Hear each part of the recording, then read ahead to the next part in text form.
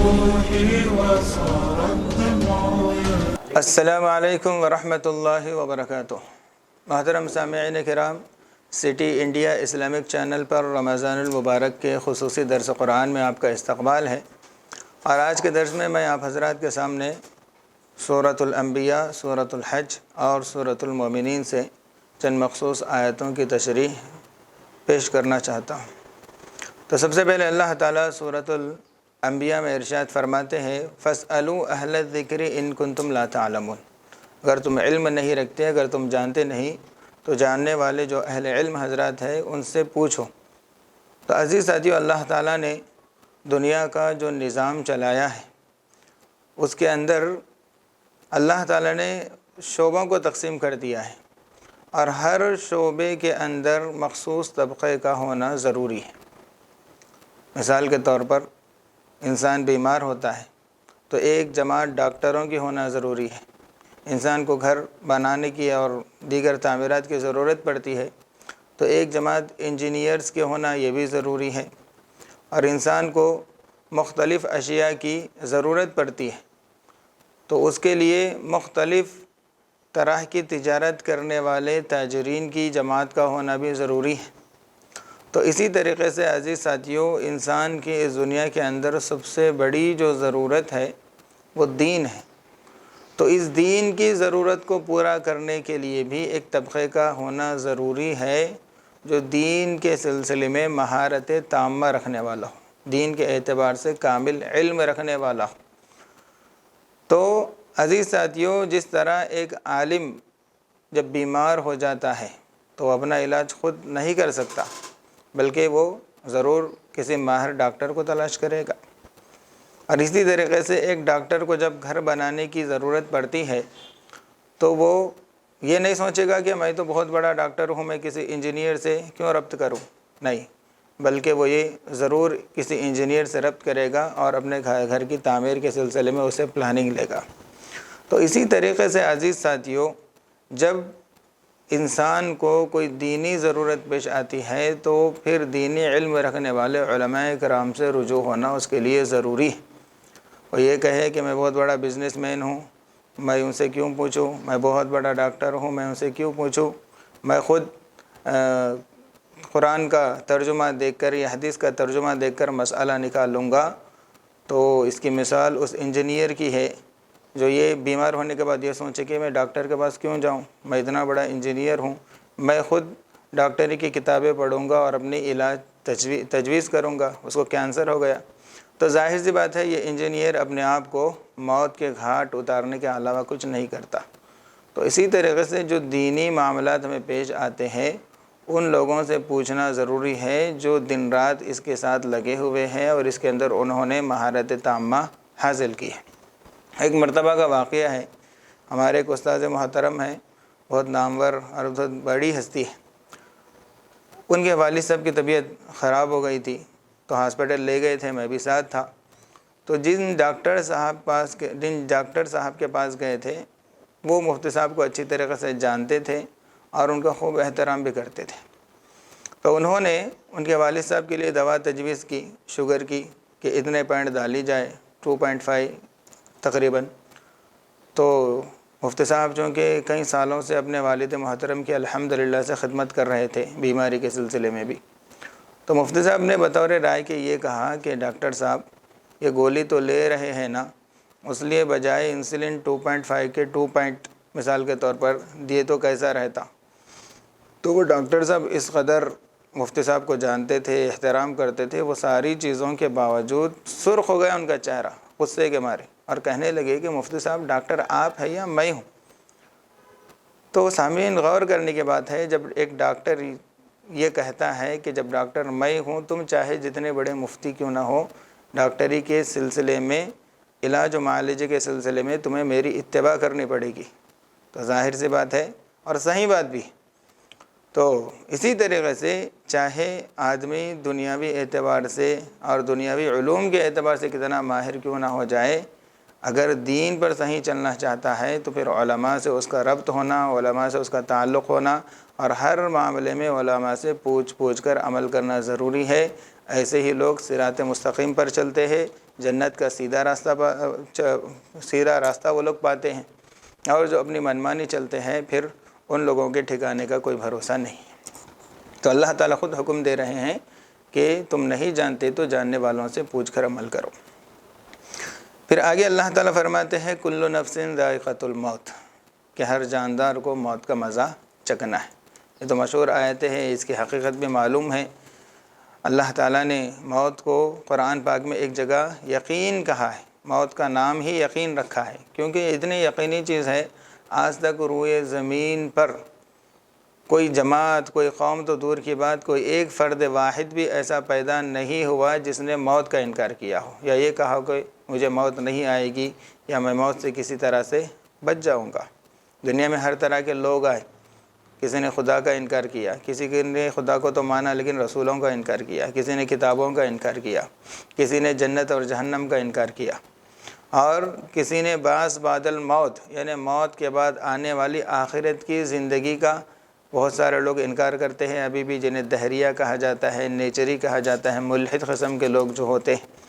تو بعد الموت، موت کے بعد کی زندگی کا تو انکار کرتے ہیں، لیکن کوئی ایسا آج تک پیدا نہیں ہوا جو موت کا انکار کرے اور یہ کہے کہ موت آنا ضروری نہیں ہے، کوشش کرے تو موت سے بچ بھی سکتے ہیں، ایسا کسی نے نہیں کہا۔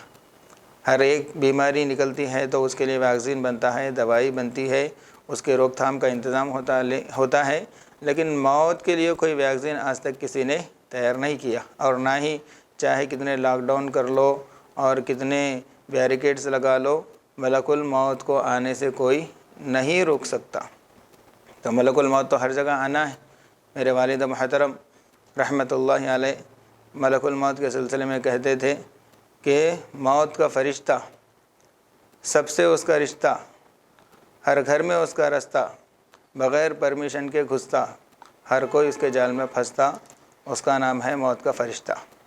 تو ظاہر سی بات ہے، ہر کوئی جانتا ہے کہ موت ہر ایک کو آنے والی۔ تو عزیز ساتھیوں، ہم ایمان والوں کا مزید عقیدہ یہ ہے، موت کو تو سب مانتے ہیں لیکن ہم یہ مانتے ہیں کہ موت کے بعد بھی ایک زندگی آنے والی ہے، نہیں بلکہ موت کے بعد ہی اصل زندگی شروع ہونے والی ہے۔ دنیا کی زندگی کوئی زندگی نہیں ہے، ایک لمحے دو لمحے کی زندگی ہے، اصل زندگی تو آخرت ہی کی زندگی ہے۔ رسول اللہ صلی اللہ علیہ وسلم نے ایک مرتبہ ارشاد فرمایا، اللہم لا عیش الا عیش الآخرہ فاغفر الانصار والمہاجرہ، اے اللہ اصل زندگی تو آخرت ہی کی زندگی ہے، آپ انصار اور مہاجرین کی مغفرت فرما دیجئے۔ تو اصل زندگی آخرت کی زندگی ہے۔ ہم دنیا کے لیے کتنے پاپڑ بیلتے ہیں دنیاوی زندگی کو پرسکون بنانے کے لیے، یہاں کی زندگی کامیابی کے لیے، لیکن آخرت کے لیے کوئی فکر نہ کرے، وہاں پر چین سکون رہنے کا کوئی انتظام یہاں پر نہ کر لے، تو عزیز ساتھیوں یہ بہت بڑے خسارے اور نقصان کی بات ہے۔ اس سلسلے میں ہمیں فکر مند ہونا چاہیے۔ اس کے بعد سورۃ الانبیاء میں اللہ تعالیٰ نے بہت سارے انبیاء کا تذکرہ فرمایا، جن میں حضرت ابراہیم علیہ السلام کے بھی تذکرہ فرمایا کہ جب ابراہیم علیہ السلام نے اپنے باپ سے اور اپنے قوم سے بات کی اور ان کو سمجھایا کہ یہ جو پتھر کے بت ہے جن کو تم نے اپنے ہاتھوں سے تراشا ہے، یہ کچھ نہیں کر سکتے، نہ ان کے اندر حرکت ہے، نہ ان کے اندر جان ہے، اور نہ ہی یہ نفع نقصان کے مالک ہے، ان کے سامنے تم خواہ کے اپنے ماتھے ٹیک رہے ہو اور چڑھاوے چڑھا رہے ہو، ان سے کوئی فائدہ ہونے والا نہیں ہے۔ لیکن قوم نے نہیں مانا۔ تو حضرت ابراہیم علیہ السلام نے یہ سوچا کہ ان کو پریکٹیکل کر کے دکھانا کہ یہ لوگ یعنی یہ بت کچھ کام کے نہیں ہیں۔ تو یہ ہوا کہ ایک مرتبہ میلہ ہوتا تھا، مذہبی میلہ، جس کے لیے سب شہر کے باہر چلے جاتے تھے، وہاں پر جا کر جاترا مناتے تھے۔ تو ایسے میں حضرت ابراہیم علیہ السلام بستی کے اندر جو سب سے بڑا بت گھر تھا جہاں پر مورتیاں رکھی ہوئی تھی، تو وہ بت گھر کے اندر وہ داخل ہوئے، اور داخل ہو کر وہاں پر مختلف نمونوں کے بت بنائے ہوئے تھے، کوئی بڑا کوئی چھوٹا۔ تو انہوں نے کلہاڑی لی اور پہلے جا کر ان سے بات کی، ان بتوں سے بات کی کہ بھائی تم بت ہو، تمہارے لوگ پوجا کرتے ہیں اور تمہاری عبادت کرتے ہیں، تو تم میرے سے بات کیوں نہیں کرتے؟ تمہارے سامنے سب کھانے پینے کی چیزیں رکھے ہوئے کھاتے کیوں نہیں؟ اس طرح حجت تام کرنے کے لیے گویا کہ حضرت ابراہیم علیہ السلام نے بات کی۔ پھر اس کے بعد انہوں نے ایک طرف سے سارے بتوں کو کلہاڑی سے توڑنا شروع کیا، سارے بتوں کو چکنا چور کیا۔ صرف ایک جو سب سے بڑا بت تھا اس کو حضرت ابراہیم علیہ السلام نے چھوڑ دیا۔ اتنا ہی نہیں بلکہ جو کلہاڑی تھی وہ اس کے گلے کے اندر لٹکا دی۔ جب لوگ میلے سے واپس آئے، بستی کے اندر داخل ہوئے، بت گھر کے اندر گئے، جا کر دیکھتے ہیں تو کیا ہے، سارا معاملہ اجڑا ہوا ہے، سارے بتوں کی حالت بے حالت بنی ہوئی ہے۔ اب سب پریشان ہو گئے کہ آخر یہ کام کس نے کیا، من فعل ھذا بآلہتنا، تو پریشان ہو گئے، سب جمع ہو گئے۔ اس کے بعد لوگوں نے کہا کہ بھائی ایک بندہ ہے جس کا نام ابراہیم ہے، ان ہمیشہ ہمارے بتوں کو برا بھلا کہتا ہے، ہو نہ ہو یہ اسی کا کام ہے۔ تو لوگوں نے کہا کہ بلاؤ اس کو، سب کے سامنے بلاؤ، سب کے سامنے پوچھیں گے۔ تو حضرت ابراہیم علیہ السلام کو بلایا گیا اور پوچھا گیا، انت فعلت ھذا بآلہتنا یا ابراہیم، اے ابراہیم ہمارے بتوں کے ساتھ یہ حرکت آپ نے کی ہے؟ تو حضرت ابراہیم علیہ السلام نے بڑے حکمت کے ساتھ جواب دیا، بل فعلہ کبیرہم ھذا، مجھے تو ایسا لگتا ہے کہ شاید ان کے بڑے نے اس طرح کیا ہوگا۔ کیوں؟ تم لوگ دیکھ رہے ہو کہ کلہاڑی کس کے پاس ہے؟ کلہاڑی تو بڑے بت کے پاس ہے، تو شاید اسی نے کیا ہوگا، چھوٹوں پر غصہ آیا ہوگا یا کسی معاملے میں اس کی نہیں مانے ہوں گے، برہم ہو گیا ہوگا، سب کا اس نے برا حال کر کے رکھ دیا، تو اسی سے پوچھو نا، ہم سے کیا پوچھ رہے؟ تو یہ سوال، یہ حضرت ابراہیم علیہ السلام کی بات سن کر سب شرمندہ ہو گئے، سب کے سر جھک گئے معیار شرم کے، یہ اس بات پر کہ بالکل یہ تو بات نہیں کرتا، اس لیے کس طرح پوچھیں گے ہم؟ تو وہ لوگ، ان لوگوں نے خود اعتراف کیا کہ یہ جو بڑا بت ہے اس کے اندر بھی کوئی پاور نہیں ہے، وہ نہ بات کر سکتا ہے، نہ بات سن سکتا ہے، نہ کسی کو نقصان پہنچا سکتا ہے، نہ کسی کو نفع پہنچا سکتا ہے۔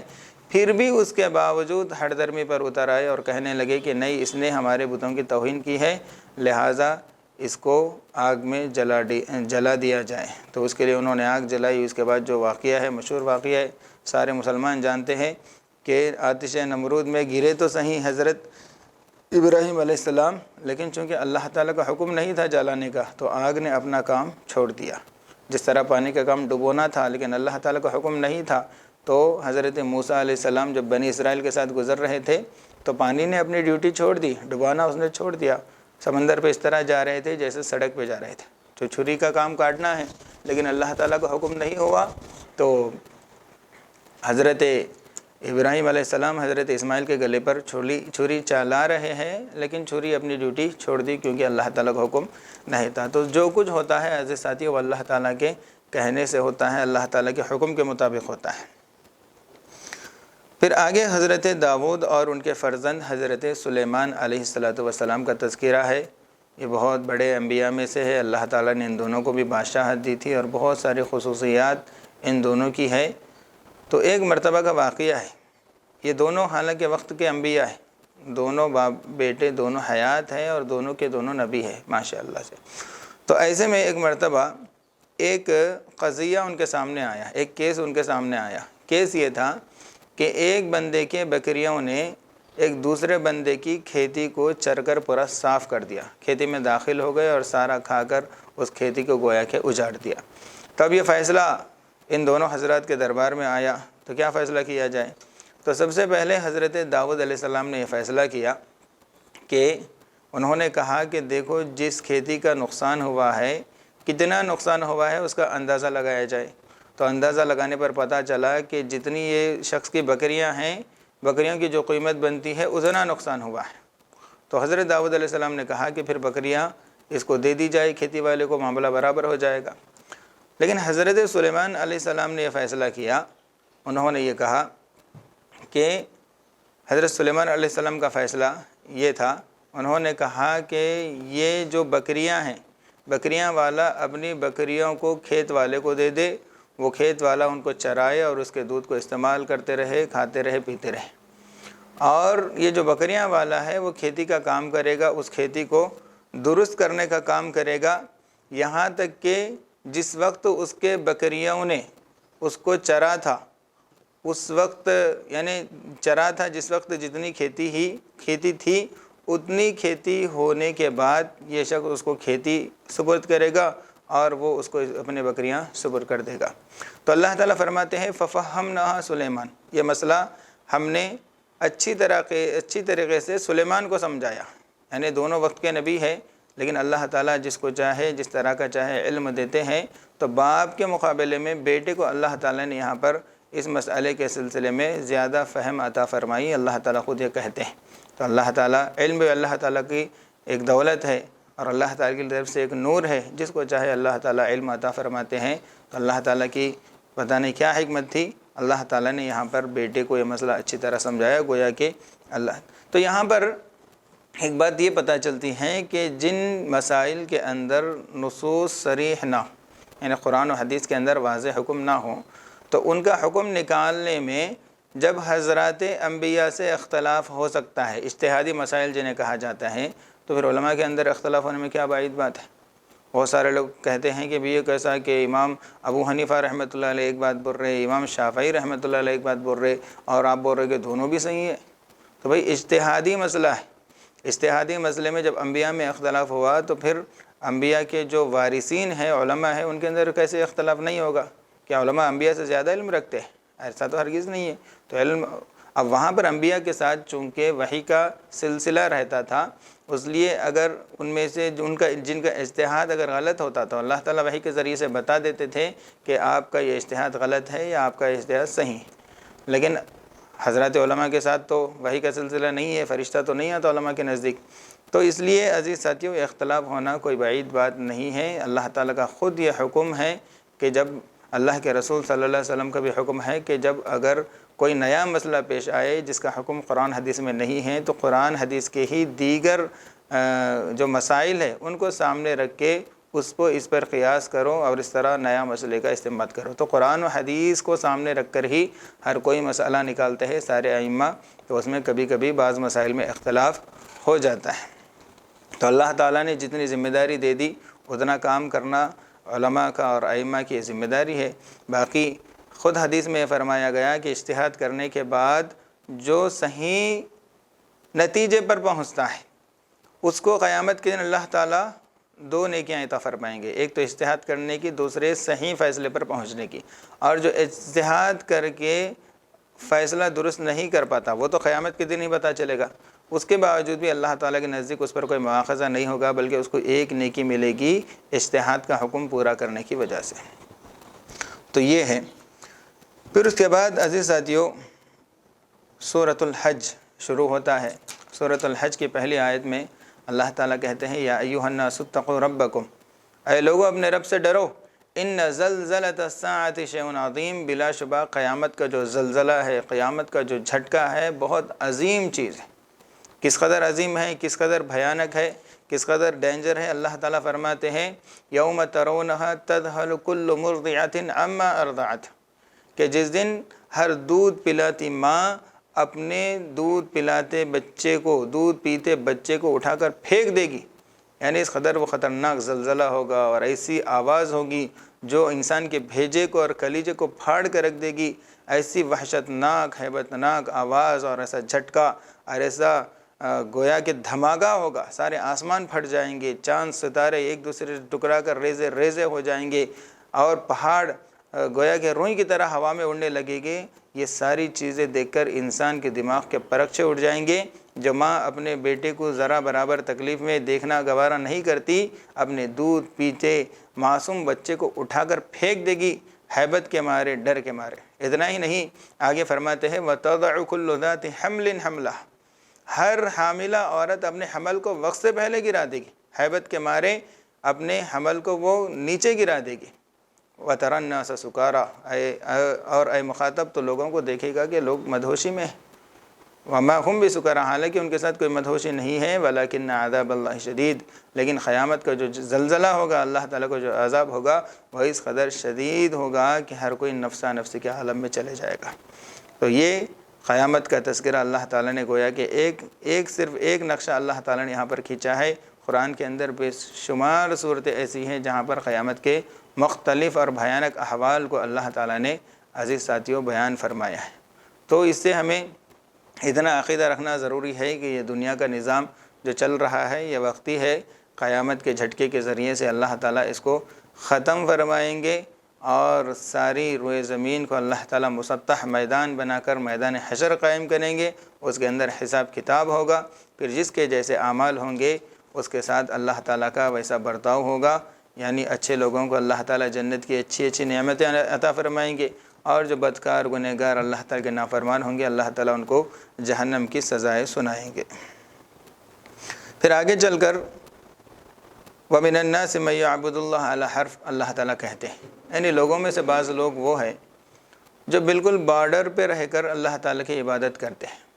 دراصل یہ ان لوگوں کا تذکرہ کیا جا رہا ہے ہجرت کے بعد جب مسلمانوں کا پلڑا بھاری ہونے لگا تو بعض مفاد پرست لوگ، دنیا پرست لوگ محض اپنی دنیاوی فائدے کو حاصل کرنے کے لیے اسلام کے اندر داخل ہوئے کہ بھائی مسلمانوں کا پلڑا بھاری ہوتا ہوا نظر آ رہا ہے، لہٰذا ہم بھی مسلمان بن جائیں گے تو یہ فائدے ہو سکتے ہیں۔ لیکن جب ان لوگوں نے اسلام میں داخل ہو کر دیکھا کہ ان کو دنیاوی اعتبار سے کوئی فائدہ نہیں ہو رہا ہے تو پھر وہ کفر کے اندر داخل ہو گئے اسلام کو چھوڑ کر۔ تو ایسے لوگوں کا تذکرہ اللہ تعالیٰ تذکرہ فرما رہے ہیں کہ وَمِنَ النَّاسِ مَن يَعْبُدُ اللَّهَ عَلَى حَرْفٍ، کہ لوگوں میں سے بعض لوگ وہ ہیں جو بالکل کفر اور ایمان کے بارڈر کے اوپر رہ کر اللہ تعالیٰ کی عبادت کرتے ہیں، یعنی اسلام میں تھوڑا داخل ہو کے دیکھتے ہیں کہ فائدہ ہو رہا یا نہیں ہو رہا۔ فَإِنْ أَصَابَهُ خَيْرٌ اطمأنَّ بِهِ، ان کو فائدہ ہوتا ہے تو مطمئن ہو جاتے ہیں۔ وَإِنْ أَصَابَتْهُ فِتْنَةٌ انقلب علی وجهہ، اور اگر انہیں کوئی فائدہ نظر نہیں آتا، نقصان دکھ رہا ہے، بھائی اس میں تو قربانیاں دینی پڑ رہی ہے، نماز پڑھنا پڑ رہا ہے اور جہاد میں جانے کے لیے کہا گیا تو پھر روکنے کی اجازت نہیں ہے، تو اس کے اندر تو نقصان ہے، تو کیا ہے پھر اپنے چہرے کے بلو بل کر پلٹ کر چلے جاتے۔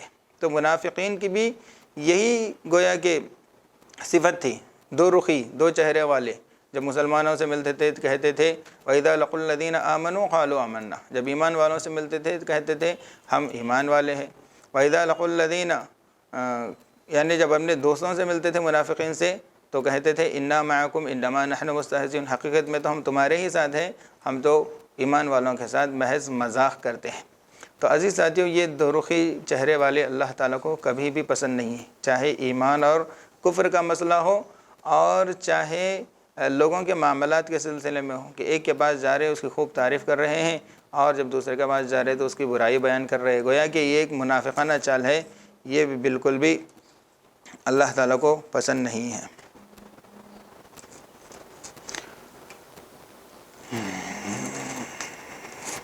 یہ فون آ رہا۔ پھر آگے چل کر عزیز ساتھیوں اللہ تعالیٰ ارشاد فرماتے ہیں اُذِنَ لِلَّذِينَ يُقَاتَلُونَ بِأَنَّهُمْ ظُلِمُوا، کہ جن پر ظلم کیا گیا ہے ان کو اجازت دی گئی ہے کہ وہ ظلم کے خلاف اب لڑے۔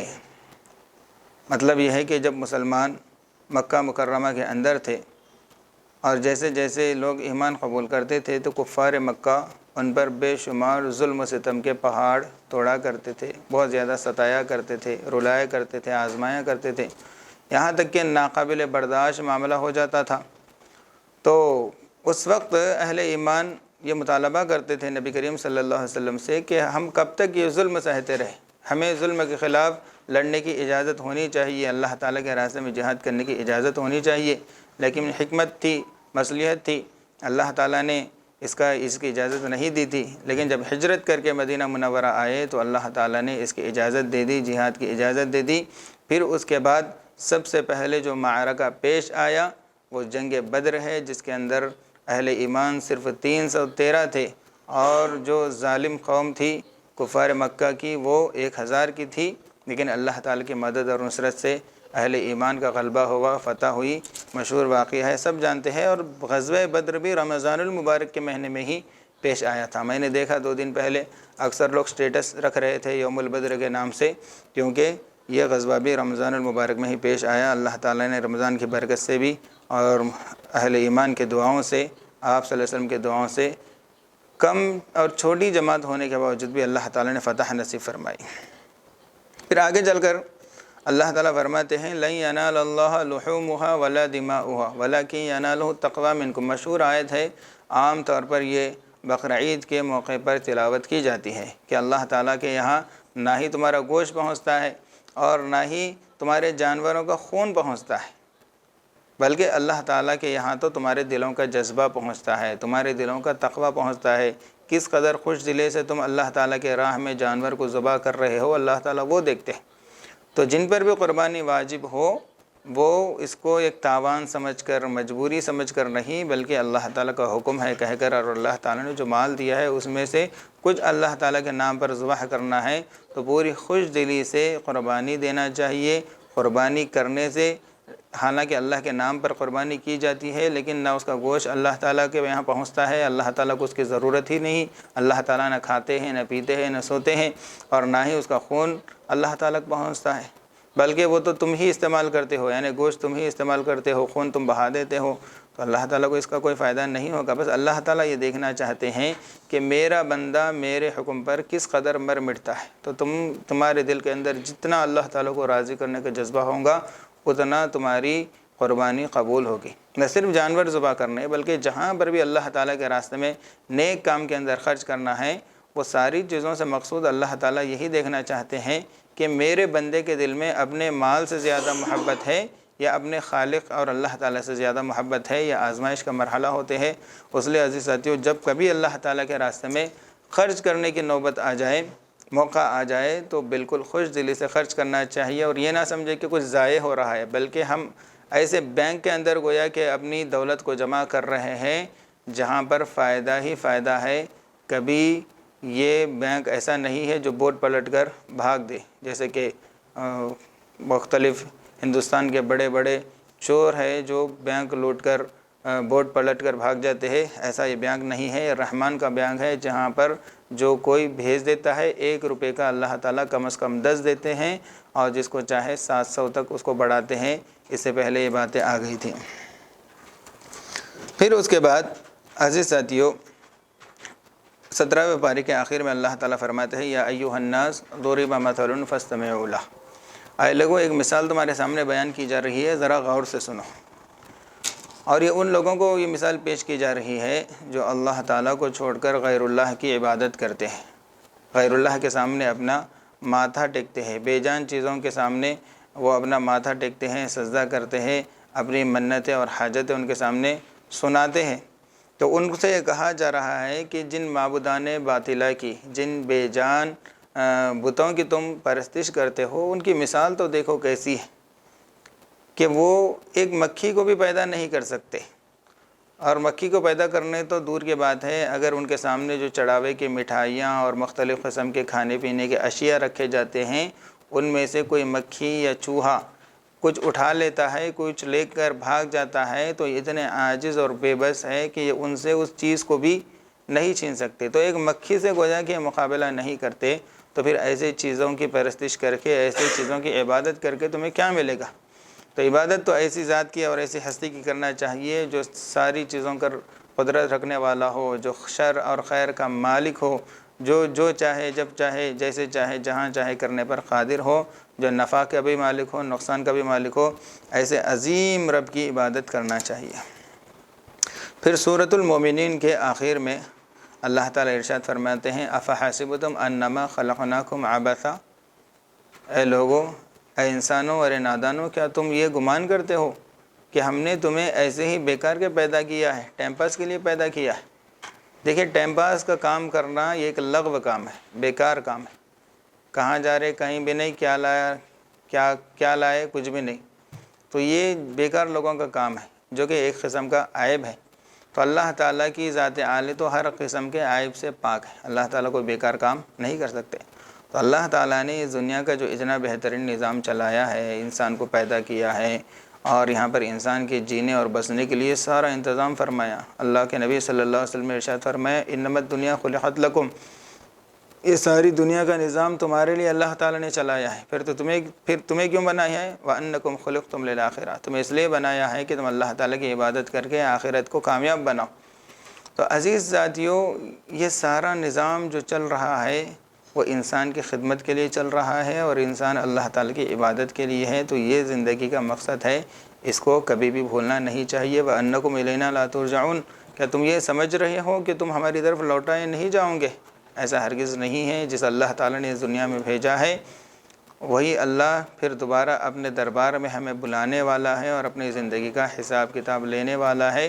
اس لیے عزیز ساتھیوں، ہمیشہ ہمیں آخرت کے استحضار کے ساتھ زندگی گزارنا چاہیے، نیک اعمال کے ساتھ زندگی گزارنا چاہیے، اور غفلت کی زندگی کو ترک کرنے کی سخت ضرورت ہے۔ تو یہ تھی آج کی مختصر سی تفسیر مخصوص آیتوں کی۔ اب آخر میں مسائل کے سلسلے میں بہت سارے لوگ ہیں یہ پوچھتے ہیں کہ جو مال مرہون ہے، یعنی ہم نے کسی چیز کو رہن میں رکھا ہے، مثال کے طور پر سونا ہے، کسی سے ہم نے قرض لیا 5 لاکھ اور سونے کو رہن میں رکھا، یا بینک سے قرض لیا۔ بینک سے قرض لینا تو سود سے خالی نہیں ہوتا، نہیں لینا چاہیے، اسے بچنا چاہیے، سخت حرام ہے۔ تو بہرکیف چاہے بینک سے قرض لیے ہو یا کسی اپنے عزیز سے قرض لیے ہو اور اس کے بدلے میں سونا وہاں پر رہن پر رکھا گیا ہے، تو اس سونے پر زکوٰۃ واجب ہوگی یا نہیں ہوگی؟ تو اس کا جواب یہ ہے کہ مال مرہون پر زکوٰۃ واجب نہیں ہوگی، نہ راہن پر نہ مرتہن پر۔ یعنی ہم نے کسی عزیز کے پاس وہ سونا رکھا، 2-3 سال سے اس کے پاس سونا ہے، تو یہ زکوٰۃ نہ اس مال کی زکوٰۃ نہ ہمارے عزیز پر واجب ہوگی اور نہ ہم پر واجب ہوگی، مال مرہون پر زکوٰۃ واجب نہیں ہوتی۔ اور دوسرا مسئلہ یہ ہے، بہت سارے لوگ پوچھتے ہیں کیا زکوٰۃ ایک ہی ساتھ نکالنا ضروری ہے؟ سارا زکوٰۃ کا جتنا بھی حساب بنتا ہے وہ ایک ہی مہینے میں یا ایک ہی دن میں نکالنا ضروری ہے؟ تو عزیز ساتھیو، ایسا کچھ ضروری نہیں ہے، بلکہ جس تاریخ کو ہر تاریخ متعین کرنا ضروری ہے۔ تو جب تمہارا سال گزر جاتا ہے، وہ تاریخ آ جاتی ہے، تو اس تاریخ کو آپ لکھ لو کہ آپ کے پاس اس دن کتنا مال ہے، اس حساب سے آپ کی کتنی زکوٰۃ بیٹھ رہی۔ مثال کے طور پر اگر 25,000 زکوٰۃ آپ کے مال کی نکلتی ہے تو حساب میں لکھ لو آپ، اس کے بعد آپ چاہے اس کو اب خرچ کرو، یا 1 مہینے کے بعد ضرورت پیش آئی، کوئی قریب آ گیا تو اس وقت دے سکتے ہیں، یا آگے چل کر کوئی مرحلہ آنے والا ہے تو اس وقت دے سکتے ہیں۔ تو بہرکیف حساب کر کے برابر زکوٰۃ نکالنا یہ ضروری ہے، ایک ہی مہینے میں یا ایک ہی دن ساری زکوٰۃ نکالنا یہ کچھ ضروری نہیں ہے۔ اللہ تعالیٰ سے دعا ہے کہ اللہ تعالیٰ ہمیں عمل کی توفیق عطا فرمائے۔ صدق اللہ العظیم، وآخر دعوانا ان الحمد للہ رب العالمین۔